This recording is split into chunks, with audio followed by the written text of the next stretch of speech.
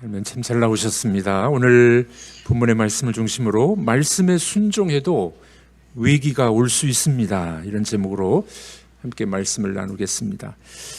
여러분 수면 보행이라는 말 들어보셨나요? 물 위를 걷는 것, 수면 보행, 수상 보행이라고도 말합니다. 현실적으로 이 지구상에 있는 이 동식물 곤충 중에서 수면 보행이 가능한 것이 있습니다. 소금쟁이, 또 바실리스크 도마뱀이라는 일명 예수 도마뱀이 있다고 합니다. 소금쟁이가 물 위에서 이렇게 수면 보행이 가능하잖아요. 근데 이 소금쟁이는 그 발 끝에서 나오는 기름 그리고 털 그걸 이용해서 부력을 크게 증가시킨답니다. 또 바실리스크 도마뱀, 그 도마뱀은 이제 다리 힘이 아주 좋아가지고 물을 박차고 뛰어다니긴 합니다. 근데 이들이 이제 진짜 수면 보행은 아니다 하는 것을 또 우리가 과학자들이 밝혀냈다고 합니다. 사람이 물 위를 걸을 수 있을까요? 예수님을 흉내내 가지고 몇몇 사람들이 도전한 것들 여러분들 아실 겁니다. 불가능하죠. 물 위에서 3초 이상을 버틸 수가 없다. 뭐 그런 결과가 나왔다고 합니다. 근데 가능한 방법이 있답니다. 물 위를 걸어가는 방법. 빠른 속도로 뛰어가면 됩니다. 어느 정도일까요? 시속 108km 정도를 뛰면은 물 위를 걸어갈 수 있답니다. 지구상에 있는 사람 중에 가장 빠른 사람이 누굽니까? 우사인 볼트. 우사인 볼트가 세운 기록이 시속 44.7km랍니다. 그러니까 우사인 볼트보다 서너 배를 더 빨리 뛰어야 물 위를 걸을 수가 있다고 합니다. 불가능한 이야기죠. 인간으로서는 불가능한 이야기가 오늘 본문에 일어나고 있습니다. 그 주인공이 누굽니까? 예수님이 물 위를 걸어 오십니다. 또 예수님을 좀 흉내내다가 그만 물에 빠지는 사람이 있습니다. 누굽니까? 베드로가 조연으로 등장합니다. 왜 이런 일이 벌어지게 됐을까요? 오늘 본문의 사건은 오병이어 사건 다음에 나오는 이야기입니다. 물고기 2마리와 보리떡 5개로 큰 기적을 일으키셨습니다. 한 2만 명 되는 사람들을 먹이신 사건이었습니다. 그러자 이들이 예수님을 왕으로 삼고자 그렇게 이야기를 합니다. 예수님 어떻게 하십니까? 이 큰 기적으로 흥분한 사람들을 집으로 다 돌려보내십니다. 그리고 제자들에게 명령하시죠. 너희들은 저 호수 건너편으로 건너가라. 이 갈릴리 호수인데 보통 성경에서는 바다라고도 나오죠. 바다 건너편으로 건너가라. 22절에 그런 말씀이 나오죠. 예수께서 즉시 제자들을 재촉하사 자기가 무리를 보내는 동안에 배를 타고 앞서 건너편으로 가게 하시고, 그렇죠? 자, 예수님께서는 이 오병이어 사건 이후에 사람들을 좀 흥분을 가라앉히셨습니다. 사람들은 보냈습니다. 제자들은 건너편으로 건너가게 하셨습니다. 주님의 명령이죠. 주님이 명령하셔서 그 명령에 순종해서 제자들이 배를 타고 건너가는 상황이었었습니다. 여러분들, 주님이 명령하셨는데도 위기가 올 수 있을까요? 옵니다. 오늘 본문을 보니 예수님의 명령 따라서 순종했는데도 위기가 찾아오게 됩니다. 우리는 되게 그런 생각 많이 합니다. 예수님 믿으면은 만사형통, 모든 것이 다 이루어지고 만사형통인 줄 알았는데 만사불통일 때도 있습니다. 이런 위기의 때 순종하고 말씀을 따라갔는데도 불구하고 위기가 올 때 어떻게 해야 될까요? 그 답을 오늘 본문이 주고 있습니다. 순종하여 따라갔는데도 위기가 오면 부르짖어야 됩니다. 그러면 구원해 주시게 됩니다. 오늘 본문을 제가 묵상하면서 읽으면서 한마디로 결론을 그렇게 한번 찾아보았습니다. 순종하여 따라갔는데 위기가 올 때 어떻게 할까요? 부르짖어 기도해야 됩니다. 그때 주님께서 구원해 주십니다. 자, 24절에서 27절의 말씀인데 우리 한번 읽어보도록 하겠습니다. 배가 이미 육지에서 술이나 떠나서 바람이 거스름으로 물결로 말미암아 고난을 당하더라.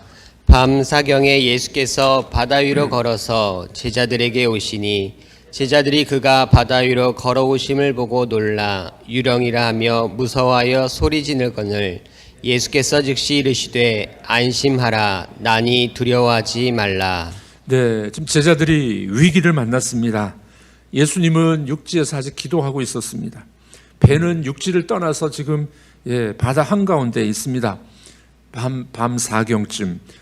이것은 이제 이 로마 사람들의 시간 계산법인데 밤을 네 가지로 4개로 분리합니다. 3시간씩. 아마도 새벽 3시에서 6시 사이 그 시간이었을 것입니다. 그 시간에 풍랑을 만나서 어려움을 겪고 있습니다. 많은 오랜 시간, 여러 시간을 아마 그런 이 풍랑으로 고난을 받고 있지 않았겠습니까? 이 갈릴리 호수는 이 밤이 되면은 바람이 거세게 불어오는 경우들이 많이 있습니다. 동쪽에 골란 하이츠라는 높은 골란 고원이 있는데 여기에서 이 호수로 바람이 내려치는 겁니다. 이 갈릴리 호수는 해발이 아니라 해저 300여 미터 밑에 있기 때문에 그 낙차가 크기 때문에 그 바람이 엄청 센 바람이 가끔씩 불어오곤 합니다. 갈릴리 호수에 가면은 어른도 가끔 몸을 가누기 어려울 정도의 그런 큰 바람이 불곤 합니다. 자, 그러니 얼마나 힘들었겠습니까? 이 바다 한가운데 깜깜한 새벽에 제자들은 어려움을 겪고 있었습니다. 예수님이 가라고 했는데 예수님이 바다를 건너가라 그랬는데 이 풍랑과 위기가 찾아온 것이었습니다. 당시에는 구조선도 없었습니다. 스마트폰도 없었어요. 구조를 요청을 할 수도 없었던 상황이었습니다. 그러니 얼마나 무서웠겠습니까? 떨고 있었습니다. 여러분들, 우리 신앙생활을 할 때도 그러지 않겠습니까? 예수님 믿었는데 말씀대로 순종했는데 위기가 찾아와요. 어려움이 있을 수 있다는 겁니다. 주의 명령에 순종했는데 어려움이 찾아올 수도 있습니다. 뜻하지 않게 사고를 당하기도 합니다. 병에 걸리기도 합니다. 그때 여러분들 이게 웬일이야 하고 하나님을 원망하지 마시고 끝까지 가야 돼요. 여러분, 우리 성경과 하나님의 역사는 해피엔딩입니다. 중간에는 어려움이 있을 수 있어요. 고난이 있을 수 있습니다. 풍랑을 만나기도 합니다. 그러나 결국에는 그것을 변하게 하셔서 하나님의 능력을 보여주실 줄로 믿습니다. 그러므로 여러분들 어려움을 당할 때 예수님 믿는데도 어렵다 낙심하지 마시고 하나님이 나를 사랑하지 않는가비요? 그렇게 생각하지 마시기를 바랍니다.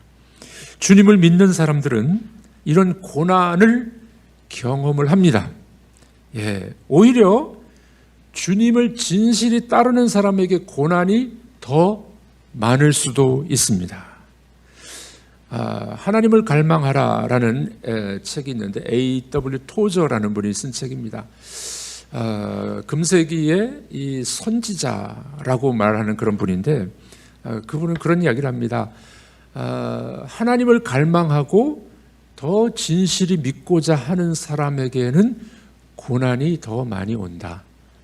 왜 그럴까요? 그 고난을 통하여 인간은 아무것도 아니라는 것을 깨닫고 더 하나님을 갈망하고 하나님을 채우려는 그런 마음이 생긴다는 겁니다. 여러분들 예수님을 잘 믿고 또 신앙생활 잘 하는데 근데 기도도 잘 응답이 안 되는 것 같고 또 어려움도 찾아오고 여러분 초신자 때는 기도 응답이 좀 빠르기도 합니다. 여러분들이 장로가 되고 목사가 되고 신앙생활 오래 하면은 기도 응답이 더딜 때가 많습니다. 왜요? 하나님이 우리를 대학생으로 인정해 주시는 겁니다. 어려움과 고난을 통과하면서 더 그분을 갈망하도록 더 그분을 의지하도록 또 우리의 믿음을 성숙시키기 위함이라는 것을 잊지 마시길 바랍니다. 여러분들 우리 성경에 보면 그런 사람들이 많지 않습니까? 더 주님을 잘 믿고 신앙생활 잘하려고 그랬는데 고난이 많아요. 욥이 그랬죠. 다니엘도 그랬습니다. 사도 바울도 그랬습니다. 베드로도 그랬습니다. 우리 신앙의 위인들을 보니 잘 믿으려고 그랬는데 고난이 많았었습니다. 베드로전서 2장 21절 베드로가 이렇게 이야기했습니다. 읽어보겠습니다. 이를 위하여 너희가 부르심을 입었으니 그리스도도 너희를 위하여 고난을 받으사 너희에게 본을 끼쳐 그 자취를 따라오게 하려 하셨느니라. 예수님이 고난을 받으셨죠? 왜 그러셨습니까? 우리에게 본을 끼쳐 그 자취를 따라오게 하려 함이라. 예수님을 잘 따라가는 사람들은 고난이 있다는 것을 잊지 마시길 바랍니다. 물론 고난이 없이 평안하게 지나가는 사람도 있습니다만은, 그러나 주님이 받으신 고난처럼 믿는 자들에게는 고난도 있다는 겁니다. 로마서 8장 17절에 바울은 이렇게 이야기합니다. 읽어보겠습니다.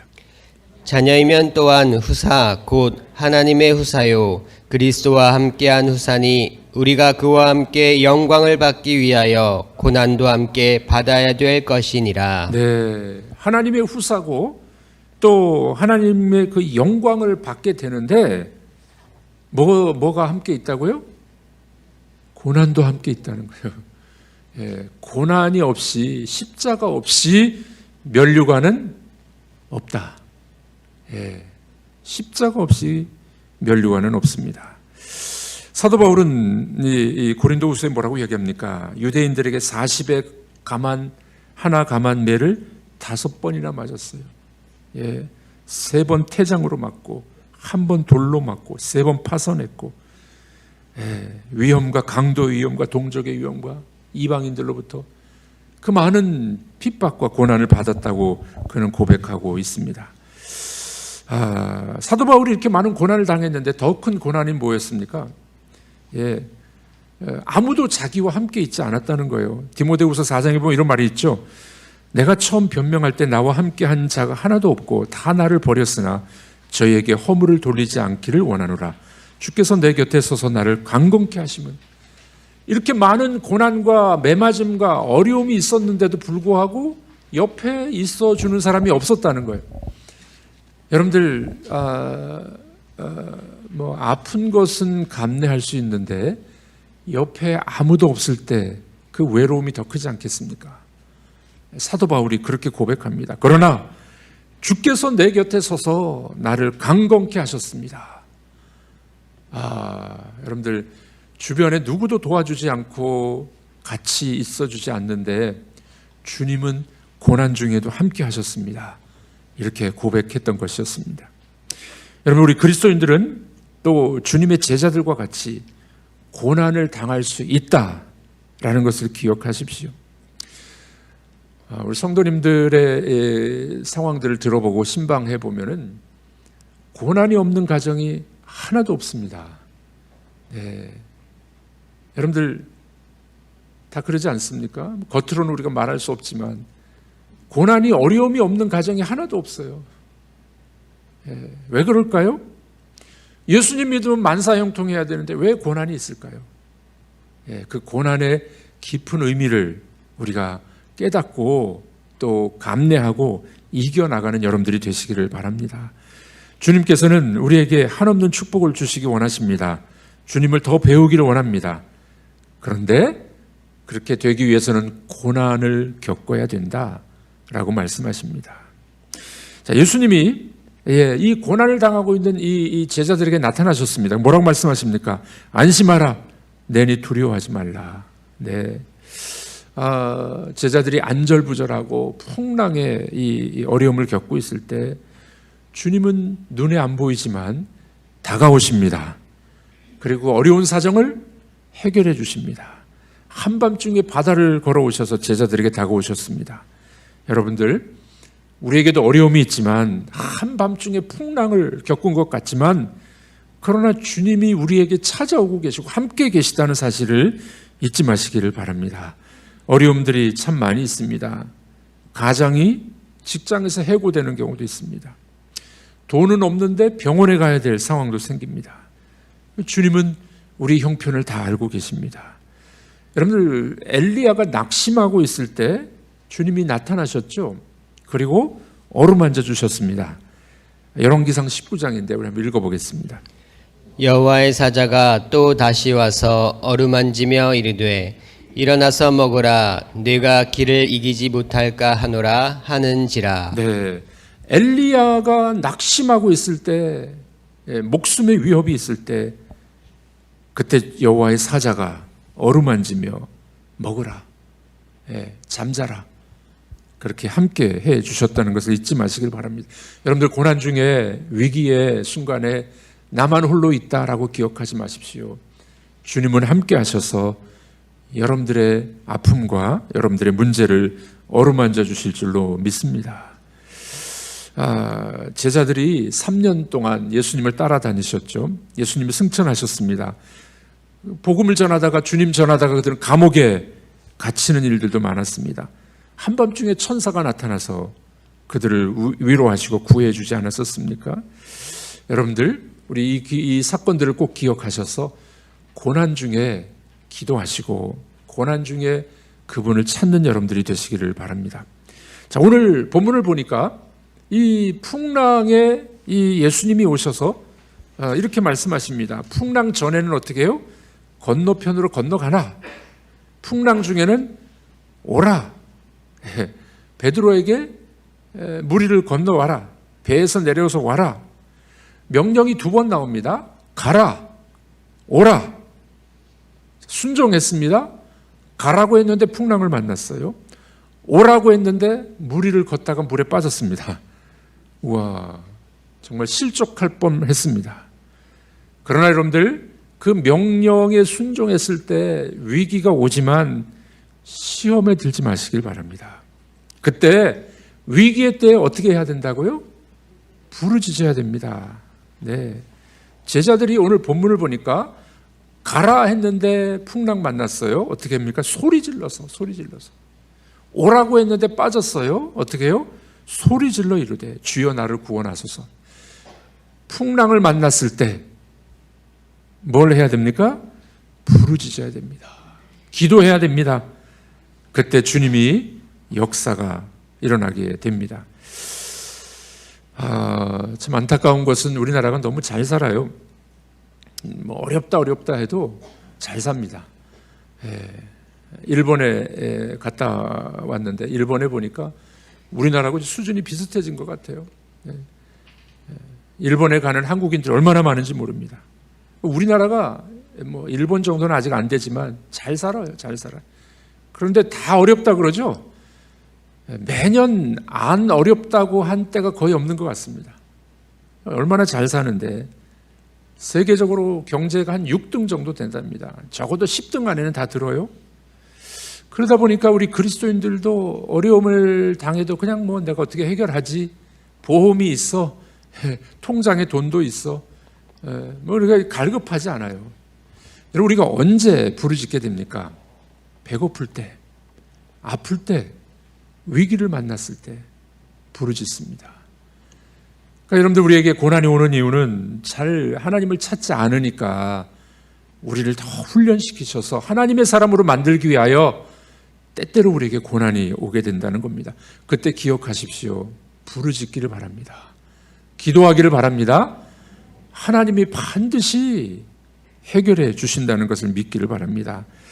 주님께서는 부르짖는 제자들의 이 음성을 들으시고 그들을 구원해 주시고 안심하게 만들어 주십니다.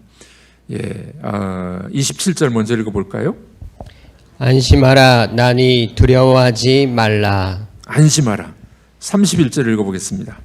예수께서 즉시 손을 내밀어 그를 붙잡으시며 이르시되 믿음이 작은 자여 왜 의심하였느냐. 손을 내밀어 그를 붙잡아 주십니다. 구원해 주십니다. 여러분들, 위기의 때에 부르짖을 때 안심하도록 만들어 주십니다. 손을 내밀어 구원해 주실 줄로 믿습니다. 말씀에 순종해도 위기가 올 수 있어요.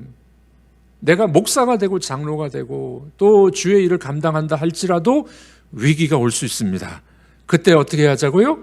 부르짖어야 됩니다. 구원하시고 우리의 손을 붙잡아 주실 줄로 믿습니다. 그래서 오늘 본문 마지막에 어떻게 나옵니까? 진실로 하나님의 아들이로소이다. 예수님을 만나게 되는 것입니다. 2차 세계대전 때 남태평양의 한 섬에서 철수하던 한 선교사님이 있었다고 합니다. 이 선교사님은 화물선을 타고 적군의 그 위협을 이제 벗어나서 지그재그로 항해를 했답니다. 그런데 배 앞에 이 잠수함이 나타난 거예요. 잠수함에서 잔망경이 이렇게 올라온 거죠. 큰일 났습니다. 이제 그 잔망경으로 이 배를 발견하면 어떻게 하겠습니까? 이제 뭐 포격을 하지 않겠습니까? 네. 그 위기의 때에 이제 선교사님이 기도하기 시작합니다. 구체적으로 기도했답니다. 이렇게 기도했대요. 적이 우리 배를 살펴보고 있는 동안 우리를 침몰할까 결정하고 있는 순간이었습니다. 그래서 이렇게 기도했대요. 잠수함의 각 부분을 기도했답니다. 주님, 엔진이 고장나게 하여 주옵소서. 주님, 발사 기관이 움직이지 않게 하여 주옵소서. 주님, 키가 부러지게 하여 주옵소서. 뭐 유치한 기도 같지만 얼마나 구체적인 기도입니까? 여러분들 위기를 만날 때 부르짖어야 됩니다. 주님, 엔진이 고장나게 하여 주옵소서. 주님, 발사 기관이 부러지게 하여 주옵소서. 여러분들 구체적으로 부르짖고 기도할 때 하나님께서 역사하셔서 과연 하나님이 살아계시는구나, 과연 주님이 나의 주님이시구나 고백하는 일들이 일어나게 될 줄로 믿습니다. 순종했는데 위기가 올 수 있습니다. 그 위기의 때 부르짖으십시오. 주님이 분명히 나타나셔서 구원해 주실 줄로 믿습니다. 그래서 우리는 믿음이 더 성장하고 하나님을 더 신뢰하게 될 줄로 믿습니다. 기도하겠습니다.